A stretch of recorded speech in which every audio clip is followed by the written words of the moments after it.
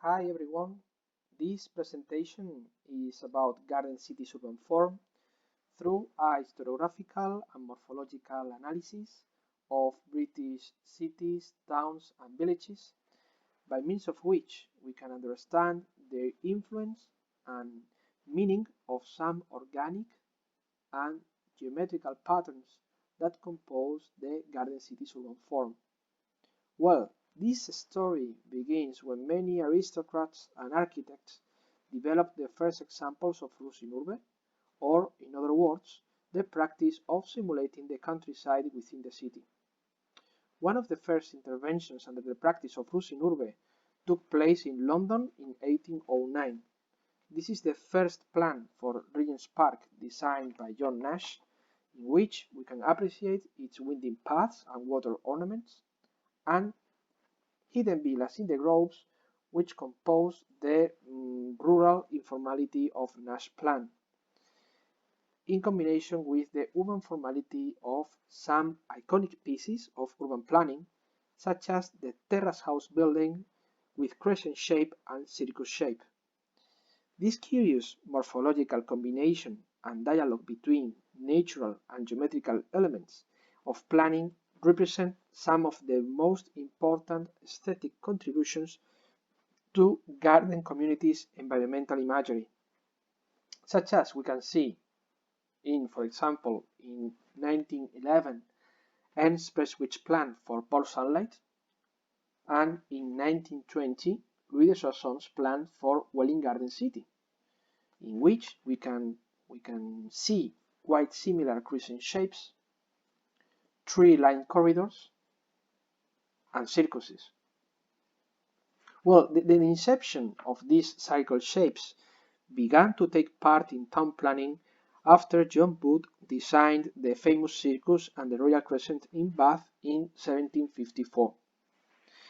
Just like the Roman circus was designed in a curved shape to see the spectacle from peripheral rings towards a unique central point, Wood designed these terrace house buildings following the same synopticon model. This way, the layout of buildings had a double role. On the one hand, as a means to perceive the rural landscape, and on the other hand, to outline it. However, such mentioned planning practices didn't just belong to urban environments. We can find other examples of it in the planned villages of the 18th century, such as Lowther Village in Westmoreland. In this case, the architect Robert Adam designed Lowther Village as a square village, distributing a group of different squares connected each other along a road. Despite its geometrical layout for a rural settlement, this example provided an alternative to build simple rows of cottages by the roadside, such as Milton Abbas in Dorset. According to Thomas Sharp, both examples represent the two different models of the first planned villages, which are the square village and the rosette village. Just like the rosette village came from previous examples of traditional English villages, the square village came from previous examples of different shapes of village green, whether squared or triangular, which embodied the spirit of place of these rural settlements. Following these precepts, authors such as Ubeder Price set the basis of the picturesque village, which should be a settlement composed under the principles of intricacy, variety, and play of outline, in order to stimulate the traditional rural community across the countryside. In parallel with Regent's Park project, John Nash took part in planning the village or the hamlet of Blaise Hamlet in collaboration with George Repton. The haphazard layout of the 9 cottages surrounding a common garden with a sundial represents the intricacy of the hamlet. The architecture of cottages in different vernacular styles represents its variety, and the inner edge represents its play of outline, multiplying the effects of depth, surprise, and the picturesqueness of the common village green. Following these precepts, we can find plenty of examples of it within the residential areas of garden cities, such as this example of Letchworth, which is Eastholt, designed by Barry Parker and Raymond Unwin in 1905, or in most of the famous cul-de-sacs of Welwyn Garden City, such as Burley Croft Green, which was designed by Louis de Soissons in 1920. But in contrast, during the mid-19th century, some industrialists and philanthropists like Titus Salt developed industrial villages by using, in this case, the same grid of back-to-back housing of cities. Despite the urban environment at Salter of back-to-back housing is too contradictory for a rural settlement, its most important contribution to garden cities was the combination of industrial, residential, and recreational developments sharing the same rural environment. However, the green aspect on housing couldn't be implemented in industrial villages until the end of the 19th century. Before that, during the second half of the 19th century, cities began to develop other concepts of rural urbanism, but in a private manner for property speculation. Bedford Park, at 5 kilometers from London and developed by Jonathan Carr, became the first garden suburb, setting the basis of low-density distribution of houses with gardens and following the precepts of the aesthetic movement. Together with its picturesque architecture, the preservation of many mature trees, and its radial distribution from the station composed the ad hoc nature of its planning that garden cities architects used later on. We can see an example of this way of planning through the master plan of Letchworth, in which the architects Parker and Unwin located the station in the core of the town, in between of the pre-existing park of Norton Common in the north and the pre-existing two big plane trees in the south of the station. Through the preservation of these natural elements and the station, they created a big public network, or a big green network, with a tree-line corridor and a big square as a means to connect all the main roads from residential areas and industrial areas. Well, earlier than the beginning of the first garden cities, at the end of the 19th century, we can find similar precedents of this kind of developments in the industrial garden villages of Britain. This is the first plan for the industrial garden village of Port Sunlight, which was built by the Lever brothers. Just like just like in Bedford Park, the station is the beginning of the master plan, which was located close to the soap factory for distributing the production. Port Sunlight's housing scheme was composed by quadrangles of houses, in whose inner yards the Lever brothers encouraged the community to cultivate their own crops, together with common gardens, parks, and bowling courts, to